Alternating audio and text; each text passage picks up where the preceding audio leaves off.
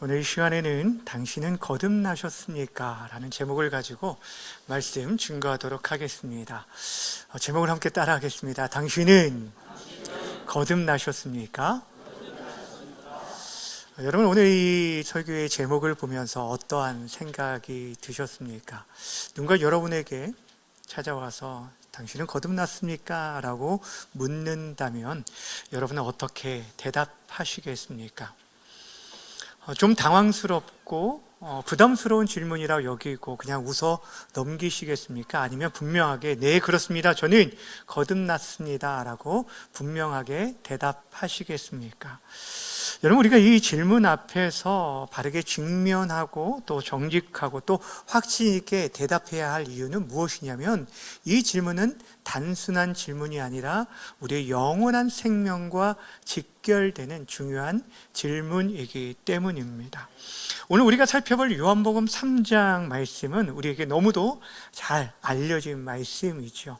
근데 이것을 아는 것과 그 말씀을 온전히 믿고 거듭난 것은 별개의 문제라는 것입니다. 특별히 오늘 우리가 이 말씀을 주목해 보아야 할 이유는 무엇이냐면, 오늘 이 말씀을 예수님께서 전혀 신앙이 없는 사람들에게 들려준 말씀이 아니라는 것에 있습니다.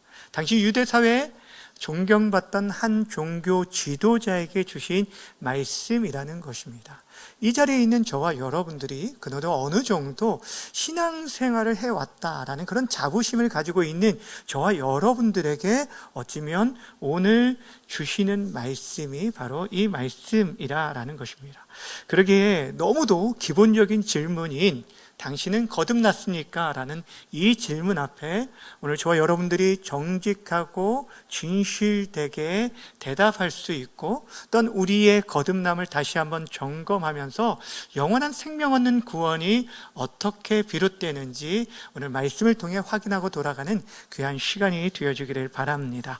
우리가 첫 번째 함께 살펴볼 말씀은 누구든지 거듭나지 아니하면 하나님 나라에 들어갈 수 없다라는 사실입니다. 따라합시다. 누구든지 거듭나지 아니하면 하나님 나라에 들어갈 수 없습니다. 오늘 본문 가운데는 우리들이 너무도 잘 알고 사랑하는 그런 구절이 한 절 나옵니다. 바로 요한복음 3장 16절 말씀입니다. 하나님이 세상을 이처럼 사랑하사 독생자를 주셨으니.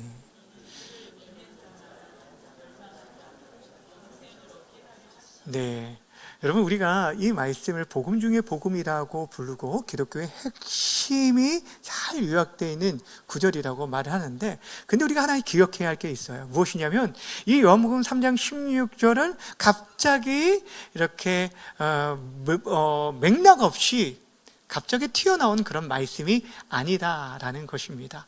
이 말씀은 예수님께서 한 사람, 니고데모라는 한 사람과의 대화를 통해서 이 대화에 대해서 사도 요한이 성령의 감동을 쫓아서 우리에게 요약 정리해 준 말씀이 바로 요한복음 3장 16절 말씀이에요. 그러기에 우리들이 이 말씀을 제대로 이해하기 위해서는 그 앞에 나오는 1절부터 15절까지의 말씀을 바르게 깨달아야 이 말씀을 바르게 이해할 수 있다라는 것입니다. 자, 그렇다면 먼저 오늘 예수님과 대화했던 이 니고데모라는 사람이 어떤 사람인지를 우리가 함께 살펴보도록 하겠습니다. 1절 말씀 함께 읽겠습니다. 시작. 그런데 바리새인 중에 니고데모라 하는 사람이 있으니 유대인의 지도자라. 아멘. 여러분, 이 짧은 한 절을 통해서 우리가 니고데모가 어떤 사람인지를 어느 정도 짐작할 수 있는데, 오늘 1절에 보면 두 가지를 얘기합니다. 이 니고데모는 먼저는 바리새인이었다라고 소개해주고 있어요. 우리가 복음서에 보면 이 바리새인에 대한 부정적인 요소들이 너무 많이 나와서 선입견을 가지고 바리새인들을 바라보는데, 사실 당시 유대 사회에 여러 종교 분파들이 있는데 그 가운데 이 바리새파 사람들은 이 하나님의 말씀인 율법에 대해서 가장 철저하게 지키려고 노력했던 사람들이 바로 이 바리새파 사람들이었어요. 도덕적으로도 엄격한 규율과 본을 쫓아 살아갔던, 그래서 많은 사람들에게 존경받던 종교 지도자들이 바로 바리새인들이었어요. 오늘 니고데모가 그 바리새인 중에 한 사람이었다라고 말하고 있고, 또 한 가지는 무엇을 말하냐면 이가 유대인의 지도자였다라고 말하고 있습니다. 여러분, 유대인의 지도자라는 말은 당시 유대 사회의 최고 의결기관이었던 이 산헤드린 공회의 일원이었음을 말해주고 있습니다. 우리나라로 말하면 지금의 국회의원에 해당되는 그런 인물이었습니다. 다시 말하면 여러분, 이 니고데모는 어떤 사람이었냐면 굉장히 종교적으로나 사회적으로나 사람들의 부러움을 받는, 남부러울 것이 없었던, 부족함이 없었던 그런 사람이었다라는 것이죠. 유대 사회 가운데 엘리트 중에 엘리트가 바로 이 니고데모였습니다. 그런데 그가 예수님께 한밤에 예수님을 찾아왔다라는 거예요. 여러분, 왜 밤중에 예수님을 찾아왔을까요? 예?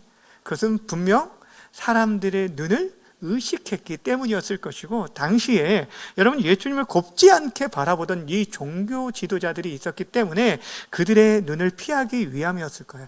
근데 분명한 것은 여러분, 이 겉으로 보기에는 부족함이 없는 이 사람이 한밤중에 예수님께 나왔다라는 것은 그 마음 가운데 해결되지 않는 어떤 영적 갈급함이 있다는 것을 우리에게 보여주고 있습니다. 근데 예수님께서 그런 니고데모를 향해서 이렇게 첫 말씀이 이런 말씀이었어요. 3절 말씀 함께 읽겠습니다. 시작. 예수께서 대답하여 이르시되 진실로 진실로 내게 이르노니 사람이 거듭나지 아니하면 하나님 나라를 볼 수 없느니라. 아멘. 예수님께서는 자신을 찾아온 니고데모를 어떤 칭찬이나 위로의 말씀을 건너기보다는 가장 본질적인 말씀을 먼저 시작하셨어요. 니고데모야, 너가 다시 태어나지 아니하면 결단코 하나님 나라를 볼 수가 없어 라고 얘기합니다. 이것을 좀 더 구체적으로 5절에서는 이렇게 얘기합니다. 사람이 물과 성령으로 나지 아니하면 하나님 나라에 뭐 할 수 없다고요? 들어갈 수 없다라고 얘기합니다. 한마디로 말하면 거듭나지 않으면 누구도 하나님 나라를 볼 수도 들어갈 수도 없다라고 말씀해 주고 있는 것입니다. 여기서 중요한 게 뭘까요? 우리가 기억할 것은 지금 이 말씀을 예수님께서 누구에게 하셨다고요? 니고데모, 다시 종교적으로 사회적으로 전혀 부족함이 없어 보이는 이 니고데모에게 하셨다라는 사실입니다. 여러분, 유대인의 기준을 볼 때는 이 니고데모는 천국에 들어가고도 남을 그런 인생이었습니다. 종교적인 열심도 있었죠. 도덕적인 본이 있었죠. 사람들에게 또 사회적으로 높은 지위도 있었기 때문에 그들의 기준에서는 이 니고데모는 천국에 합당한 그런 사람이었다라는 것입니다. 그런데 그러한 인물을 향해서 예수님께서 너가 거듭나지 아니하면 하나님 나라를 볼 수도 들어갈 수도 없다라고 말씀해 주셨다라는 것입니다. 여러분, 왜 이 말씀이 중요할까요? 이 말씀은 니고데모 한 사람에게 해당되는 말씀이 아니기 때문입니다. 그를 향해서 너가 거듭나지 아니하면 하나님 나라에 들어갈 수 없다라고 하는 것은 이 니고데모를 비롯한 모든 당시 바리새인들, 종교 지도자들, 또 많은 사회적 지위를 가지고 있는 모든 사람들을 말하는 것이고, 또한 이 자리에 있는 저와 여러분들에게도 해당되는 말씀이라는 것입니다. 한마디로 말하면 그 누구도 거듭나지 아니하면 하나님 나라에 들어갈 수 없다라는 것입니다. 아무리 우리가 신앙생활을 오래 했을지라도, 우리가 열심을 품고 헌신 봉사하고 사람들에게 인정받는 신앙인이라 할지라도 우리를 거듭나지 않으면 그 누구도 천국에 들어갈 수 없음을 오늘 성경이 우리에게 말씀해 주고 있는 것입니다. 사랑하는 여러분, 우리가 이 말씀 앞에서 다시 한번 우리 자신을 정직하게 돌아보고 질문해 보아야 한다라는 거예요. 나는 정말 교회를 출석하는 사람으로 머물고 있는지, 진정 거듭난 생명을 가지고 살아가는 자인지, 우리 안에 외적인 신앙생활만 하고 있는지, 아니면 우리 안에 정말 영적인 생명을 가지고 살아가고 있는지 점검해 보아야 한다라는 것입니다. 그러기에 오늘 설교의 제목인 당신은 거듭났습니까? 라는 이 질문 앞에서 여러분 확신 있게 대답할 수 있는 저와 여러분들이 되어주기를 먼저 주님의 이름으로 간절히 축원합니다. 첫 번째 우리가 살펴본 것은 거듭나지 않으면 하나님 나라에 들어갈 수 없다라는 것입니다. 두 번째 우리가 살펴볼 내용은 거듭남이라는 것은 사람이 만들어내는 어떤 일이 아니라 성령 하나님께서 행하시는 일이라는 사실입니다. 우리가 앞에서 니고데모와 같이 아무리 신앙적으로 훌륭해 보이는 사람이라 할지라도 거듭나지 않으면 하나님 나라를 볼 수도 들어갈 수 없다라는 말씀을 살펴보았는데, 여기서 우리가 자연스럽게 질문이 되어지는 게 뭐냐면 거듭남이라는 것이 과연 무엇인가 라는 거죠. 거듭남이라는 이 단어를 요즘은 사실 잘 쓰지 않는 단어입니다. 그런데 이 거듭남이라는 게 좀 더 나은 삶을 살아가는 것, 그런 정도의 의미가 아닙니다.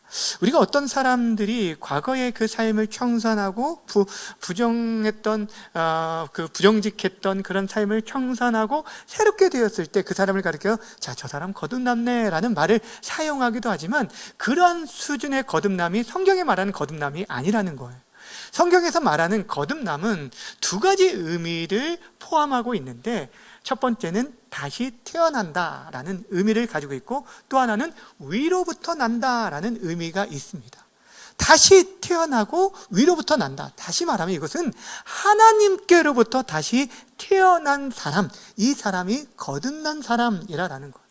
여러분, 우리가 부모로부터 육체적으로 태어나서 생명을 얻는 것처럼 우리 영적인 생명은 누구로부터 나야 하냐면 하늘로부터, 즉 하나님께로부터 다시 태어나야만 우리가 영적인 생명을 얻게 되어지는 거예요.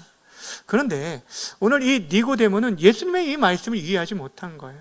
너가 거듭나지 아니하면 하나님 나라를 볼 수도 들어갈 수 없다는 이 말씀을 온전히 이해하지 못하고 오히려 반문하게 됩니다. 아니, 사람이 늙으면 어떻게 다시 엄마의 태중에 들어가서 다시 날 수 있습니까? 그럴 수 없지 않습니까? 라고 반문하는 거예요. 이때 예수님께서는 이 거듭남이라는 의미를 좀 더 다른 표현으로 이렇게 5절에서 다 말씀해 주었습니다. 5절 말씀을 다시 한번 읽어볼까요? 시작. 예수께서 내게 이르노니 사람이 물과 성령으로 나지 아니하면 하나님 나라에 들어갈 수 없느니라. 아멘. 자, 거듭난다라는 말을 무엇로 바꿔 표현했냐면 물과 성령으로 나지 아니하면. 여러분, 이 말씀은 물과 성령이란 두 가지 조건을 말하는 것이 아니라 물 곧 성령을 의미하는 거예요. 성령을 통해 물로 씻는 것과 같은 성령의 거듭남을 얘기하고 있는데, 이것은 구약의 에스겔 36장의 말씀을 배경으로 하고 있습니다.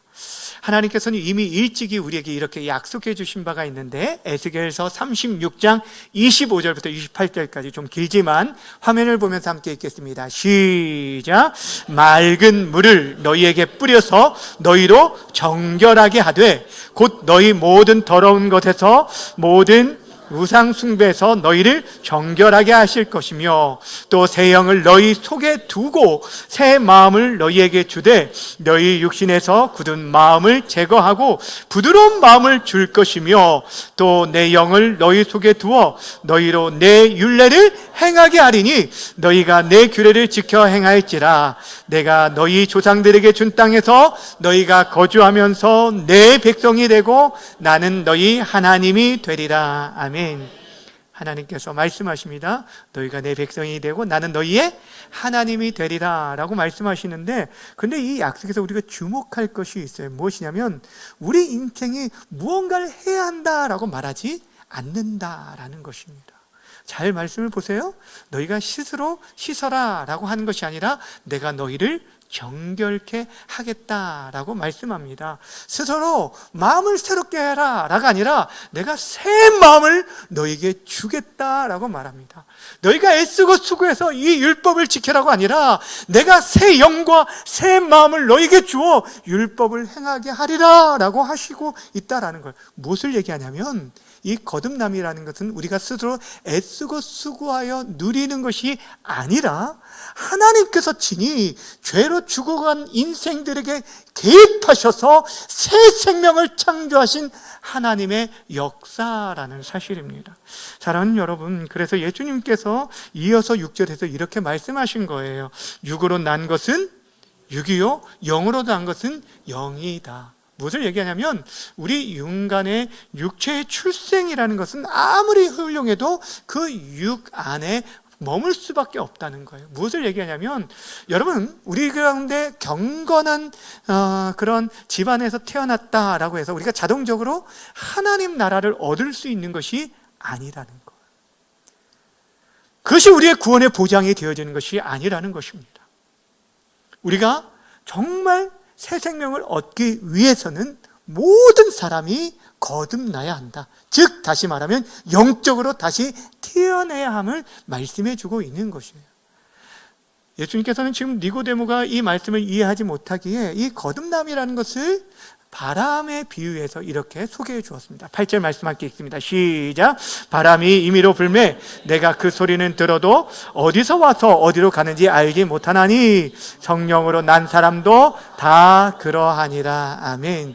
여러분, 바람을 눈으로, 그 바람 자체를 눈으로 볼 수 있나요? 바람이 분다는 현상을 우리 눈으로는 볼 수가 있습니다. 나뭇가지가 흔들리든지 아니면 깃발이 흔들리든지 우리의 몸에 이렇게 느껴지는 그런 것들도 있지만 실제로 바람 자체가 눈에 보이는 것이 아닙니다. 성령의 역사 자체가 눈에 보이는 것이 아니고 그의 현상들이 나타나게 되어지는 변화의 흔적이 나타나게 된다는 거예요. 그러니까 성령으로 새롭게 되어진 것도 마찬가지예요. 여러분, 성령께서 우리 가운데 임하는 것, 예수님을 믿음으로 말미암아 성령이 임하는 것 여러분 눈으로 볼 수 있나요? 그렇지 않지만 그럼에도 불구하고 성령이 임한 사람의 삶 속에는 생명의 움직임이 나타나게 되어져요. 이전과 똑같은 상황일지라도 내가 예수님을 믿기 전과 믿는 다음에 말씀을 대하는 태도가 달라지게 되고 죄에 대해서 민감하게 대하고 그것을 거부하고 또 그 말씀을 쫓아 하나님의 말씀에 순종하고자 하는 그런 열망을 하나님께서 우리 마음에 불어 넣어주시는 자가 바로 성령으로 새롭게 되어진 특징이라고 말해주고 있는 것입니다. 사랑하는 여러분, 우리가 기억해야 할 사실이 여기에 있습니다. 거듭남, 즉 영적으로 새로 태어난다라는 것은 우리의 노력으로 얻는 결과가 아니라는 거예요. 하나님께서 우리에게 베풀어 주신 전적인 은혜, 그것이 바로 거듭남입니다.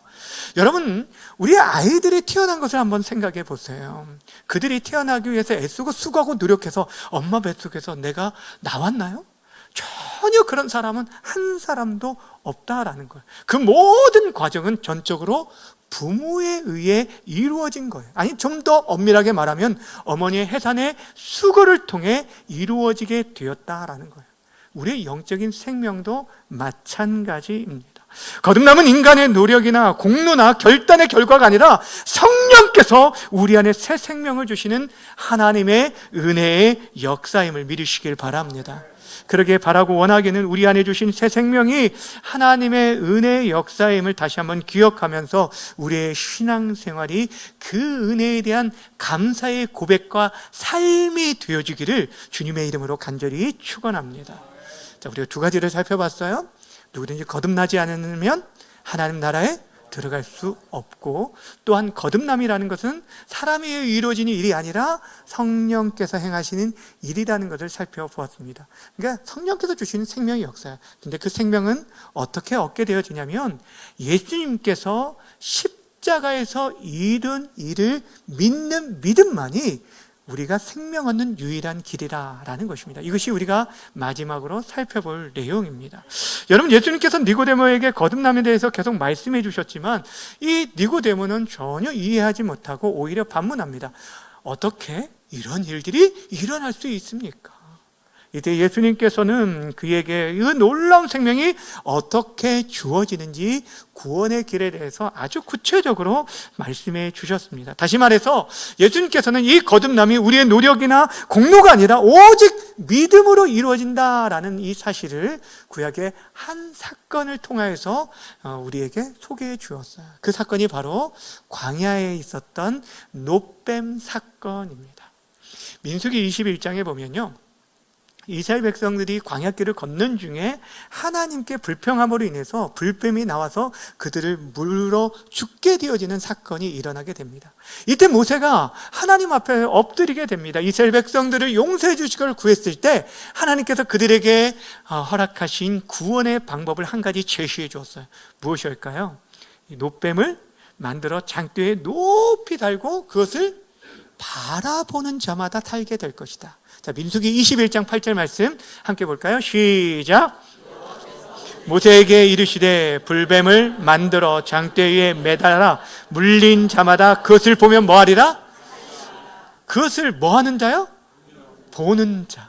보는 자는 살 것이다 라고 말했어요. 여러분, 당시 그 상황들을 한번 떠올려 봅시다. 어떤 사람들은 이 상황을, 이 말씀을 들었을 때 아니 그게 무슨 말도 안 되는 소리야, 어떻게 그렇게 구원을 받을 수 있다고 하면서 무시한 사람도 있었을 거예요. 그렇지만 하나님의 말씀이기에 그 말씀 그대로 그 장대의 노뱀을 바라보는 사람마다 살아나게 되었다라는 거예요.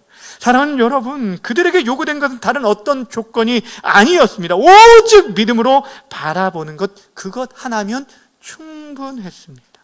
예수님께서는 바로 이 사건을 통해서 자신을 통해서 어떻게 인생들이 구원을 얻게 될 것인지를 말씀해 주신 것이 오늘 본문 14절과 15절 말씀이에요. 함께 읽겠습니다. 시작. 모세가 광야에서 뱀을 든 것 같이 인자도 들려야 하리니 이는 그를 믿는 자마다 무엇을 얻게 하기 위해요? 영생을 얻게 하려 하심이라. 아멘. 여기서 중요한 표현이 있습니다. 인자도 뭐에 하리라? 들려야 하리니, 이 말씀은 분명 예수님께서 지게 될 십자가를 의미하는 거예요. 십자가를 지시게 될 사건을 말하고 있는 것입니다. 광야에서 높이 들린 노뱀을 바라보는 자가 살아났듯이 십자가에 들리신 예수 그리스도를 믿는 자, 바라보는 것은 저것을 바라볼 때 내가 살게 될 거야 라는 것들 온전히 믿는 거거든요. 그것처럼 예수 그리스도께서 행하신 그 일을 온전히 믿는 자가 영원한 생명을 얻을 것을 우리에게 분명하게 말씀해 주고 있는 것입니다. 사랑하는 여러분, 성경은 우리에게 구원의 길에 대해서 복잡하게 말하지 않습니다. 매우 분명하고 아주 단순하게 우리에게 말씀해 주고 있습니다. 오랜 시간 우리가 신앙생활을 해야 얻는 결과가 아니라 충성 봉사하고 헌신한 그 보상으로 주어지는 것도 아니고 우리의 심령을 다하여 드려지는 어떤 상급으로 드려지는 것이 아니라 하나님께서 제시하신 그 구원의 방식을 온전히 믿음으로 받아들일 때 우리가 영생을 얻을 것을 말씀해 주신 거예요. 그리고 이 구원의 길을 3장 16절을 통해서 다시 한번 우리에게 분명하게 말씀해 주셨는데, 3장 16절 말씀을 우리 화면을 보면서 우리 마음에 새기는 마음으로 우리 한 절씩 한 단어 한 단어 우리가 힘있게 읽도록 하겠습니다. 시작. 하나님이 세상을 이처럼 사랑하사 독생자를 주셨으니 이는 그를 믿는 자마다 멸망하지 않고 영생을 얻게 하려 하심이라. 아멘.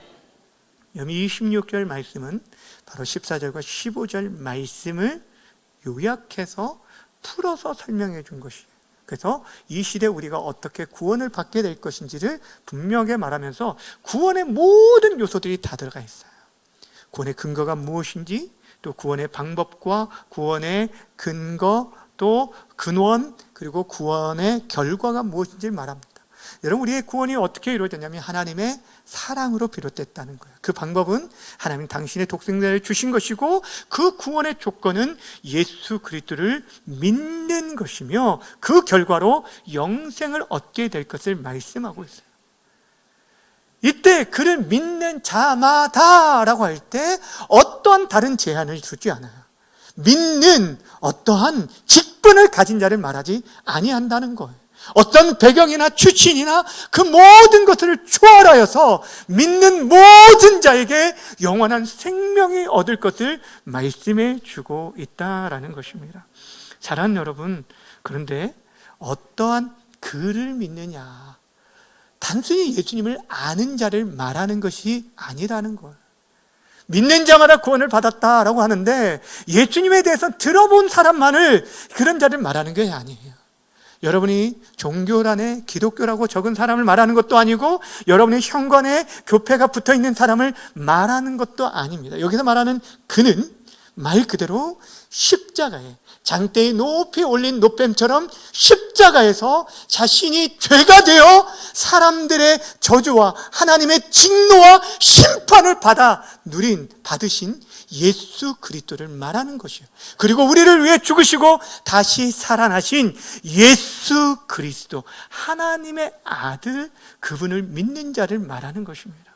사랑하는 여러분, 우리가 지난 주일 오후 시간에 요한복음의 개요에 대해서 말씀을 나누었을 때, 이 요한복음은 다른 복음서와 다르게 그 복음서가 기록된 목적이 분명하게 기록이 되어 있다라고 말씀을 드렸습니다.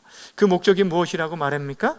요한복음 20장 31절 함께 읽습니다. 시작. 오직 이것을 기록함은 너희로 예수께서 하나님의 아들 그리스도이심을 뭐하게 하려고요? 믿게 하려 함이요, 또 너희로 믿고 그 이름을 힘입어 무엇을 얻게 해요? 생명을 얻게 하려 함이라.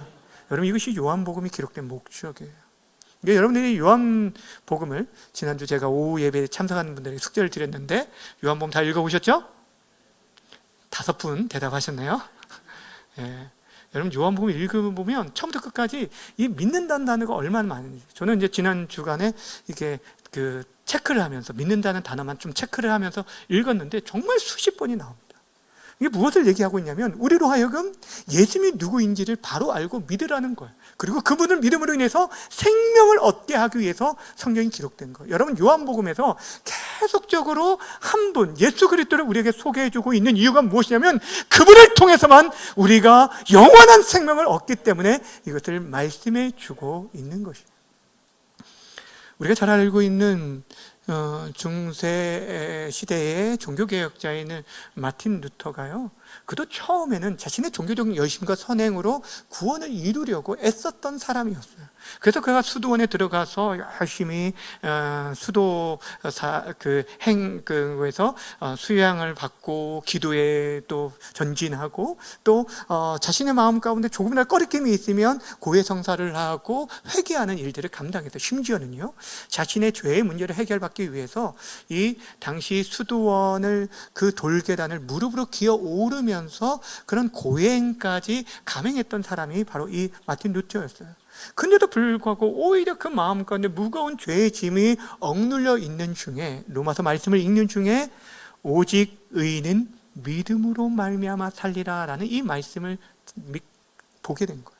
그리고 그 말씀이 온전히 들려지면서 어떤 행위가 아니라 믿음으로 구원을 받게 된다는 이 사실 앞에서 다시 한번 당시 그 부패한 캐톨릭에 대항해서 종교개혁을 단행하며 나아갈 수 있었다라는 거예요. 주 안에 사랑하는 여러분, 우리의 육적인 생명은요 부모를 통해서 태어나게 되지만, 우리의 영적인 생명은 예수 그리스도를 믿는 순간 이루어짐을 믿으시길 바랍니다. 그러기에 오늘 이 말씀 앞에서 우리 모두가 다시 한번 주님의 십자가를 바라보면서 그분을 믿는 믿음 위에 굳게 세워져서 우리의 믿음과 우리의 구원이 흔들리지 않게 되어지기를 주님의 이름으로 간절히 축원합니다. 주 안에 사랑하는 여러분, 오늘 우리는 요한복음 3장을 통해서 한 가지 분명한 사실을 깨닫게 되었습니다. 우리가 이미 알고 있지만 하나님 나라에 들어가는 길은요 어떤 종교적 열심이나 우리의 인간의 노력에 달려있지 아니하고 오직 한 가지 거듭남에 있다라는 것이죠. 그리고 이 거듭남은 우리 사람의 어떤 노력과 행위가 아니라, 우리 안에서 만들어내는 어떤 변화가 아니라 성령께서 행하시는 새 생명의 역사이고, 그 생명은 십자가에 달리신 예수 그리스도를 믿는 믿음으로만 얻게 되어진다라는 사실입니다. 당시 니고데모는 종교적으로, 사회적으로 많은 사람들에게 인정을 받고 또 남부럽지 않은, 부족함이 없던 그런 사람이었음에도 불구하고 예수님께서 그에게 너는 거듭나야 한다라고 분명하게 말씀해 주셨다는 거예요. 이것은 우리 모두에게도 해당되는 말씀입니다. 사랑하는 여러분, 여러분들이 그동안에 내가 어떠한 신앙생활을 하였든지 간에 다시 한번 이 질문 앞에 정직하게 질문해 보았으면 좋겠어요. 나는 지금 교회 생활에 만족하며 살아가고 있는지, 새 생명을 얻은 거듭남으로 내가 지금 살아가고 있는지 정직하게 돌아보시기를 바랍니다. 그리고 다른 어떤 것 위에 여러분의 신앙의 기초를 두지 마시기 바랍니다. 여러분의 감정은요, 여러분 어떻게 뜨거울 때는 뜨겁지만 차가울 때는 아주 냉랭해질 수밖에 없습니다. 그런 감정에 우리의 믿음이 서 있는 것이 아니라 십자가 위에서 우리의 대속 사역을 이루신 예수 그리스도를 믿는 믿음 위에 세워지기를 바랍니다. 그래서 결코 흔들리지 않고 쇠하지 않는 그 믿음 안에서 우리가 구원의 확신을 가지고 살아감으로 인해서 우리의 신앙생활이 형식이 아니라 정말 감사와 기쁨이 되어지고 의무가 아니라 감사가 되어지며 두려움이 아니라 확신 가운데 살아갈 수 있는 우리 모두가 되어지기를 주님의 이름으로 간절히 축원합니다.